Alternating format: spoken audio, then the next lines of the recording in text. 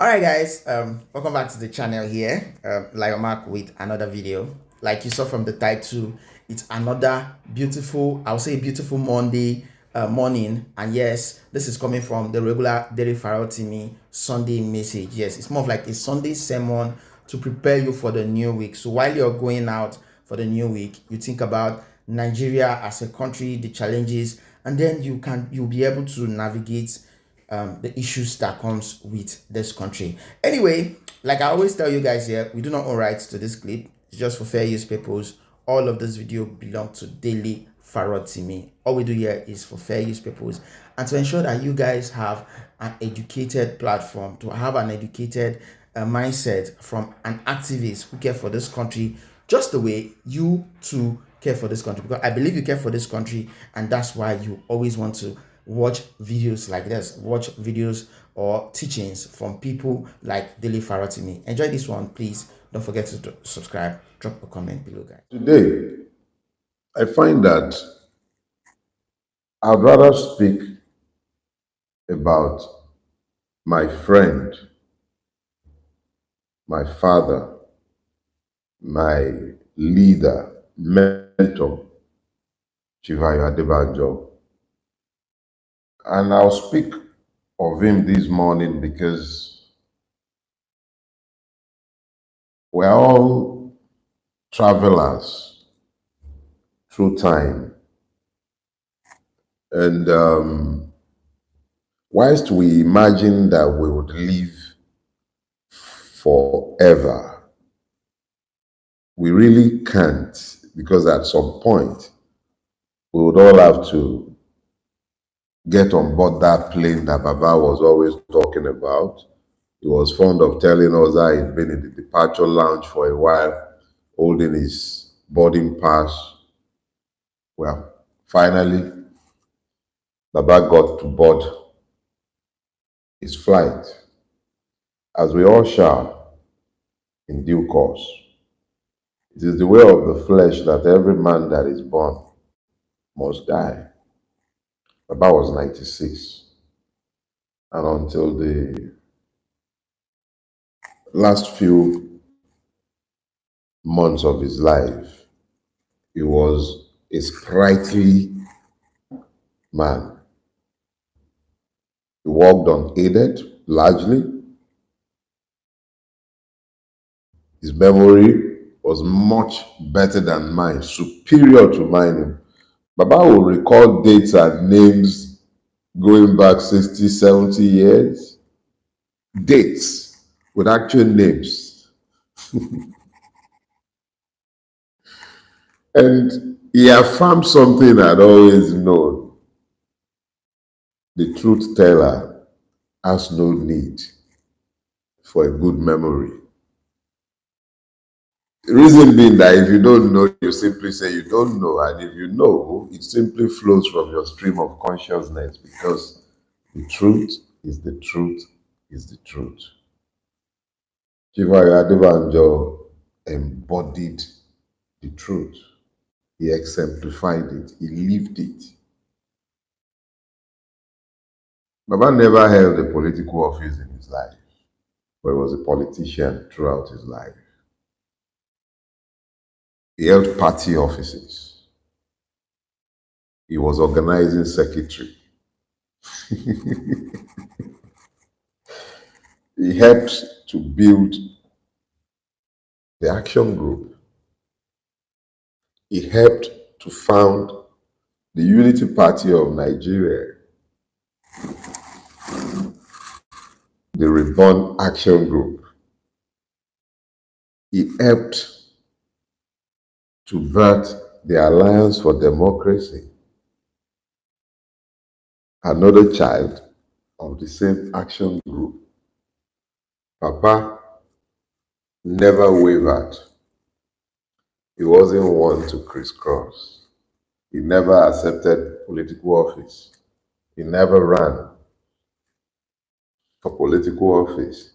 He was a party man, party organizer, an ideologue, a believer. That's why you'd find him all through his life quoting Awolowo. He believed. He believed, he was a fervent believer. And Baba spoke and lived his conviction. He walked his talk. You know what Baba told the Abacha goons at the peak of Abacha's madness? Not unlike the kind of insanity we have and call democracy today. Baba told them, "You owe me only one bullet." One. That was the man who eventually lived to be 96. Think about it. Abacha was 26, 27 years ago.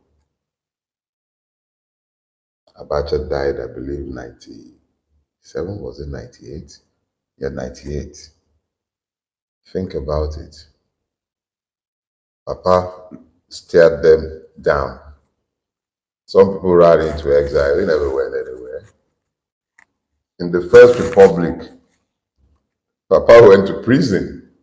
He would even joke and tell you that his own imprisonment was international and borderless because his own imprisonment was in Ghana. The treasonable felony trials. Papa was part and parcel of that. He lived Nigeria's history. He was there, a participant, but one who participated with truth and never sought reward for himself. Never. Not for himself, not for his children. That was Chief Ayo Adebanjo.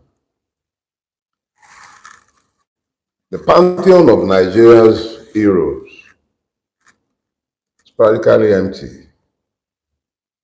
Men who should have built a nation opted to build personal wealth. They built monuments to greed. Largely gone now, mostly forgotten.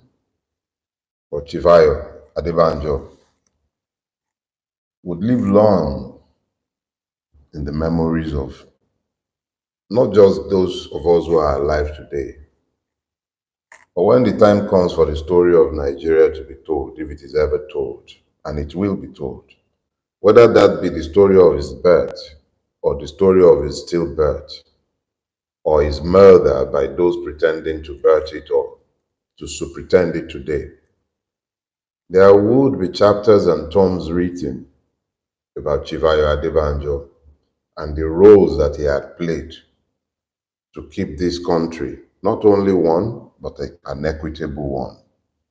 History will be most kind to Chivayo Adebanjo. Nigeria is not a country blessed with statesmen, but I assure you that if the day comes and statesmanship is somehow equitably ascribed to those who have been victimized by Nigeria, Chivayo Adebanjo will be immortal and he will be remembered. Good morning, everybody. It is 10 o'clock now. I really reckon we should get on to the sermon of the day. I spent the earlier part before you latecomers came into service speaking of Chivayo Adebanjo, who went to be with the Lord on Lover's Day. I will not repeat myself. I urge you to please find the time to go through that. But it did inspire this morning's topic. I went to see him on Monday. I then traveled to Ekiti on Tuesday. I came back to Lagos on Thursday, and I called his aide on Friday morning with the intention of seeing him, only to learn of his passage that morning, on Friday morning. Now, usually I would give my assistant the topic for my sermon by Thursday. Sometime even like last week, for instance, I even gave you the topic of last week's sermon. By the time I was done the upper week.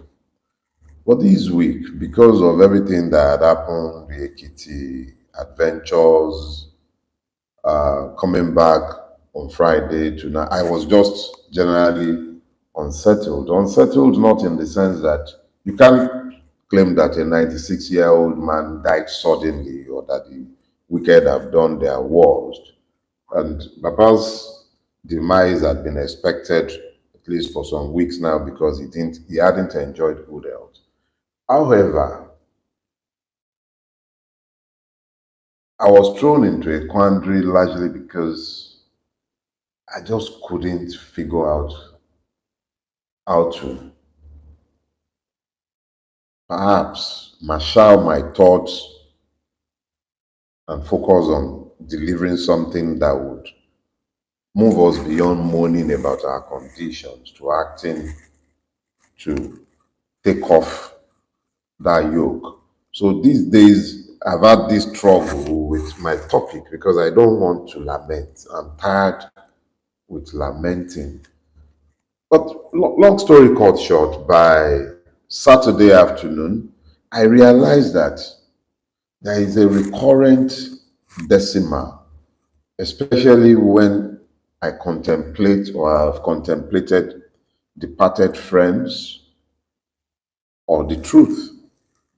I found out very quickly that in contemplating Chivayo Adebanjo's death, I couldn't help but come to the conclusion that he had achieved immortality in certain areas of his life by the very example of the life that he lived. And the only reason he had achieved this seeming immortality, in my own view, and you can't say that I'm highly biased because I loved him a lot. All right, so it's possible I am biased. But for me, what was logged in the aspect of immortality that I perceived after his passage as I contemplated his death are the truthful ideals by which he lived and defined his life. I realized that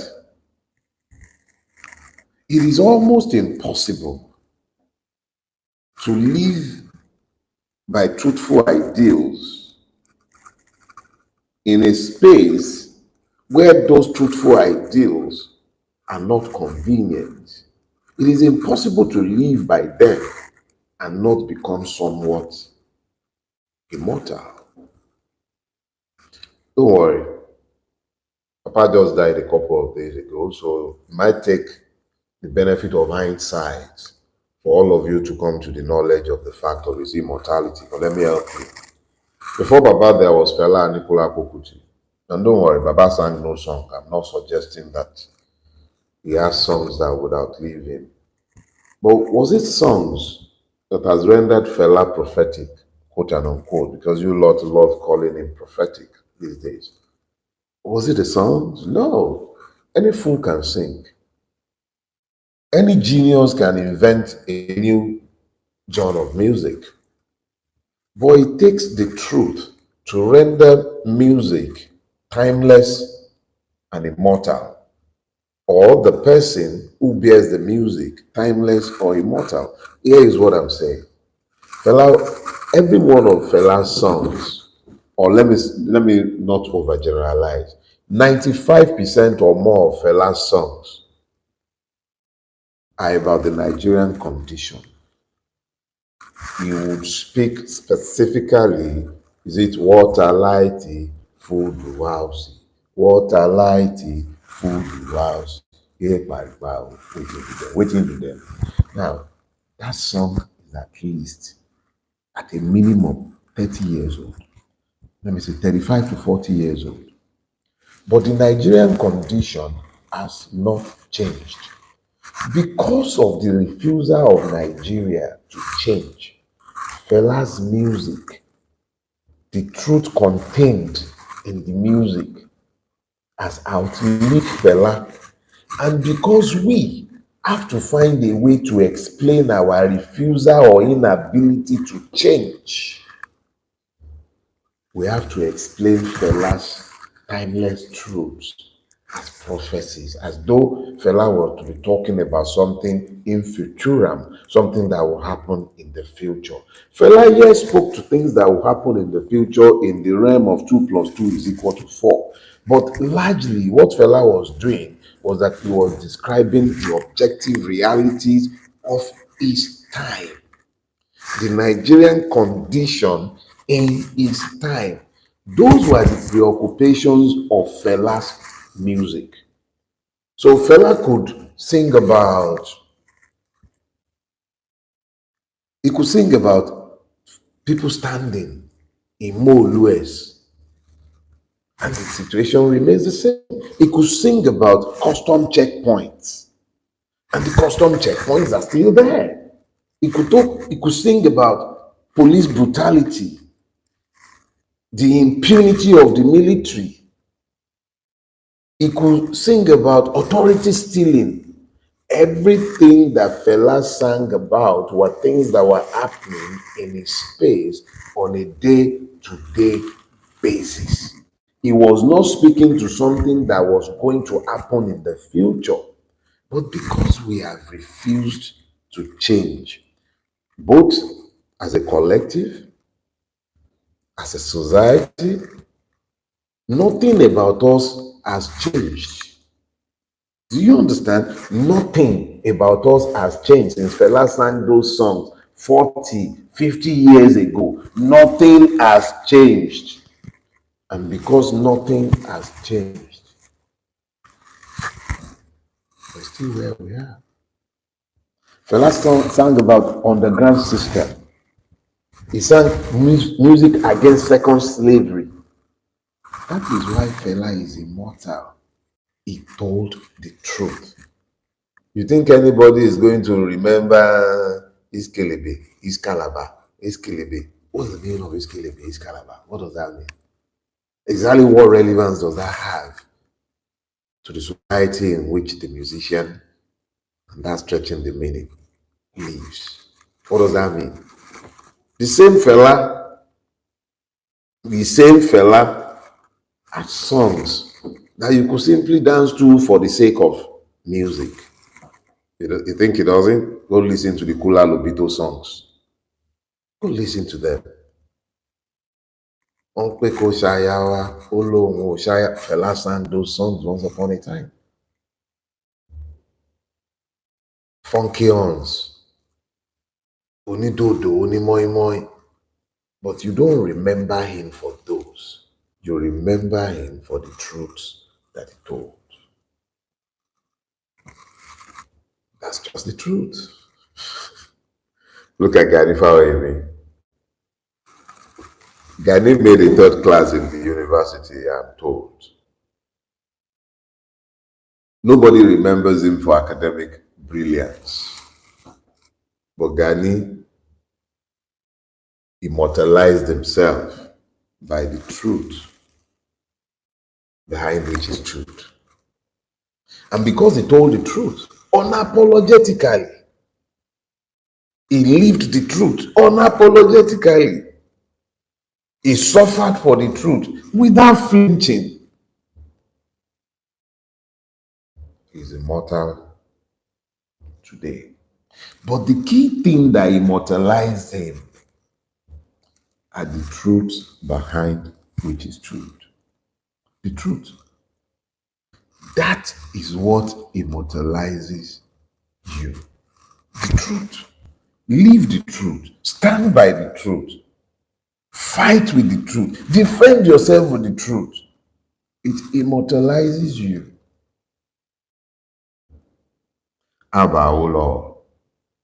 Even the one that comes in Aso Rock today is a beneficiary of our legacy. And even he pretty much said the same in his tribute to Chief Adebanjo. A lot of people who call themselves Awoists, but what does it mean to be an Awoist? Exactly what does it mean? Egalitarianism. You want the same thing for yourself that you want for the next man. That was the truth that defined his life. And that is why men run after themselves today, wanting to claim to be a member of the Awolowo political family. What does it mean? It's the truth. The truth by which the man defined his life. It is these truths that rendered the man immortal.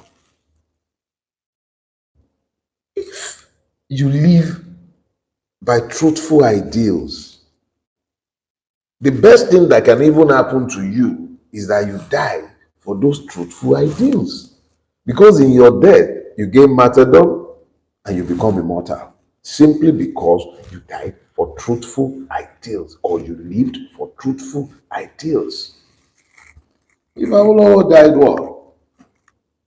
30 something years ago? He's long dead. But today, the name resonates. Even though largely bastardized by those who have been inheritors of his mantle.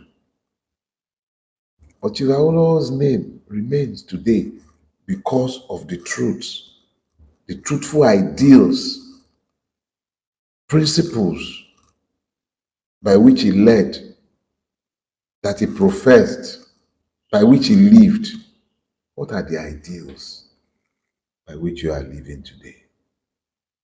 I travel too far when I go into history and I'm talking about persons like Fela. I wasn't close to him. I was merely somebody who went to the shrine, listened to his music, appropriated him like almost all of us have done, but it does not change the fact that he wasn't somebody I knew at a personal level. I also didn't know Gani personally. I met him a couple of times. His nephew is one of my very best friends, Taiwo Akinlami.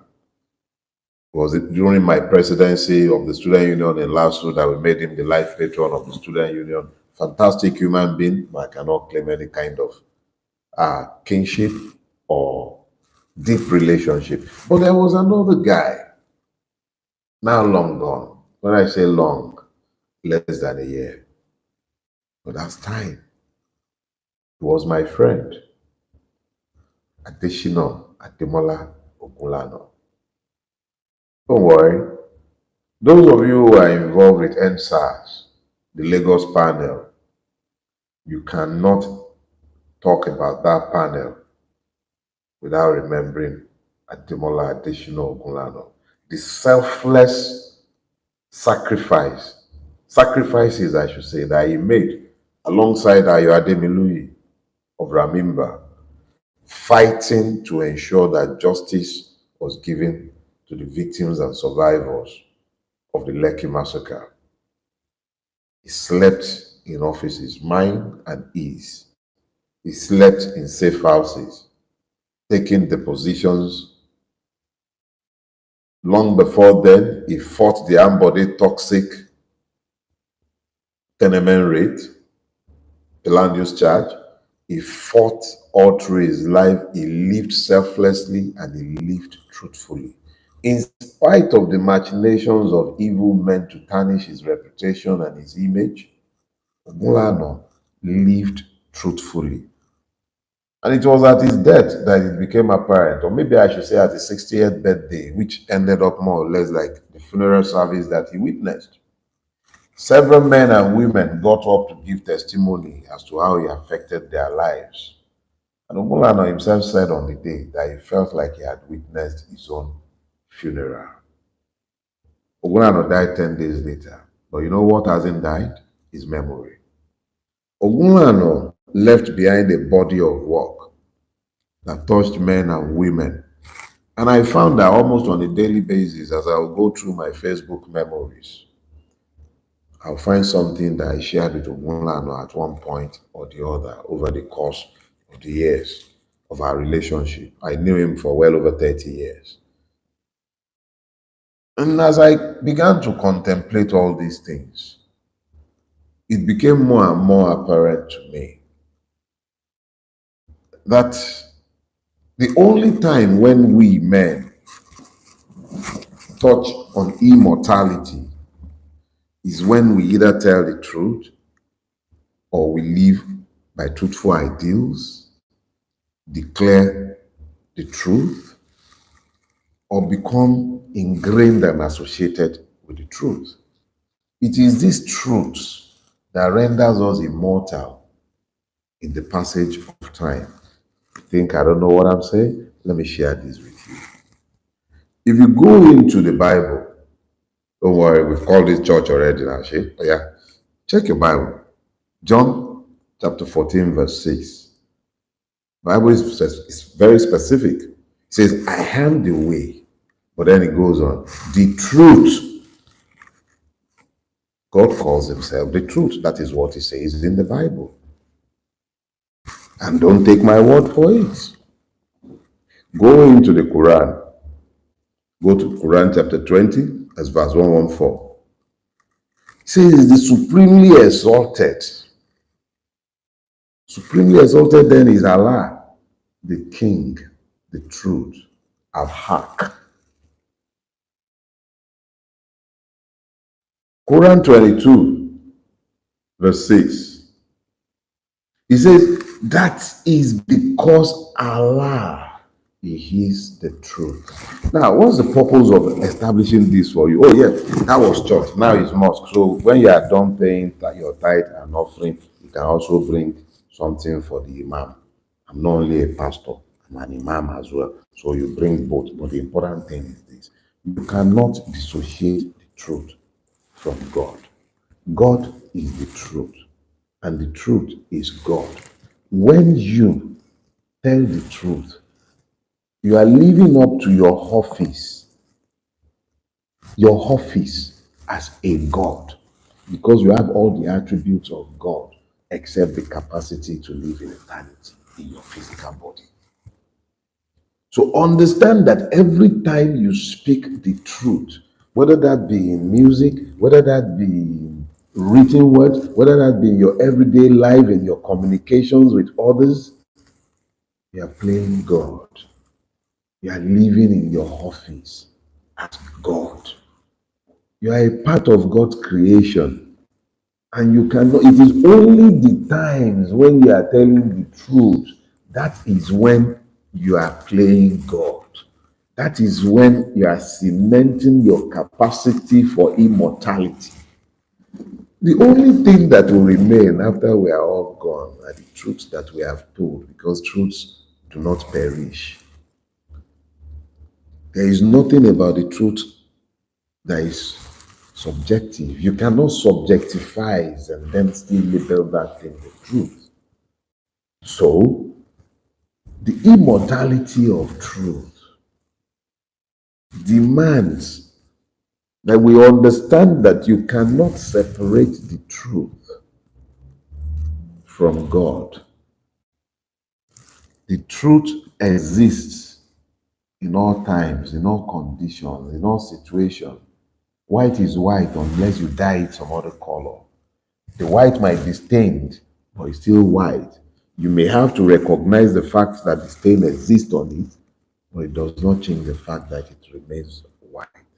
There is nothing about truth that should be subjectified. Truth is objective. If your objectivity is colored by certain levels of hypocrisy, that is another ballgame entirely. But it is in you adhering strictly to truthful ideals that you flirt with immortality. Look, the thing about the truth is that it establishes order. That is just the reality. You don't believe me? Come with me. Let's go check the Quran together again. We're in Moshalashi this morning. Don't forget to. So it's Quran 23:71.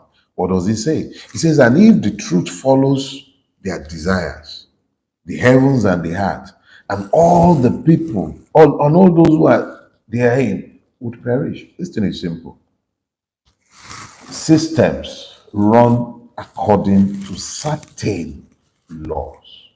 Laws must be certain. When they say something must be certain, it means it must not move left or right. It must be constant. So if it must be constant, it means that it must be truthful. It must be, you must have tested it. It must be that 2 plus 2, the 2 plus 2 must always equal 4. That is why you say it must be certain. So if it must be certain, it means that it must not bend regardless of who is involved. That is the point where subjectivity negates the capacity to tell the truth. So if it is truthful in relation to Mr. A, it must be truthful in relation to Mr. B, it must be truthful in relation to Mr. X. That is the certainty of the law. And that is what the Quran is speaking to. Hear it and hear it clearly. It says, and if the truth follows their desires, if the truth follows their desire, the heaven and the earth and all those who are therein would perish. If you have to change the truth to follow the desires of those who rule, what happens inevitably is that you would have chaos and perversion, the sort that governs our country today. Nigeria is governed by lies. So it has meant that to a very large extent, instead of having order, we have chaos because we are not governed by the truth. And anything that is not governed by the truth will ultimately be destroyed. So, where is Nigeria going if it is not governed by truthful ideals, the immortal truth, the decadent lie? Nigeria is dying because it is governed by lies. These are the painful realities that we must tell ourselves. If you go into Quran at 7, that's the 7th chapter, verse 159, it says, and it says, and of Moses' people is a party who guide with truth, and with it they do justice. Emphasis mind, justice. And of Moses' people is a party who guide with truth, and with it they do justice. Speaks to the Levites. That is what the Quran is referencing here. Of Moses' people, that's the Jews, is a party who guide with truth. That in reality, for us, is the judicial class, those who dispense justice. Are they guiding with truth? And are they able to do justice if they are guided with truth? If you look particularly at Surah Al-Munafiqun, verses 1 to 11, you will see all the 4 attributes of Nigerian ruiners. 1, they are inconsistent. They say something in the morning, it changes by noon, it changes by midday, it's gone again. Once upon a time, subsidy was bad, now it's good, then it's bad, now it's gone. Munafikun. They pretend. That is what munafiks do. They pretend. You want one? Go and look at the short one that used to rule in Kaduna. There was nothing better than bulaba. In fact, it was the best thing since sliced bread. But today, he's singing another song, and we are all supposed to clap the way of the Munafikun. They blame. Buhari blamed Jonathan for 8 years. Bulaba is blaming Buhari for the last 2 years. It's always somebody else to be blamed. And then they are complacent. It is the way of the Munafikun to be complacent. Because now that they have successfully foisted their inconsistency, their pretense, and they blame somebody else, they can now enjoy in their complacency. So they can buy yachts whilst you starve. They can buy presidential jets whilst you drop dead on the streets. They can remove fuel subsidy and live in the lap of luxury. You don't matter. That is the way of the Munafikun. Let us tell ourselves the truth. When I say the truth, I'll say the truth the way we used to say the truth long before the white man and the Arabs darkened our shores. As a Yoruba man, in my culture, you have three options when the truth comes.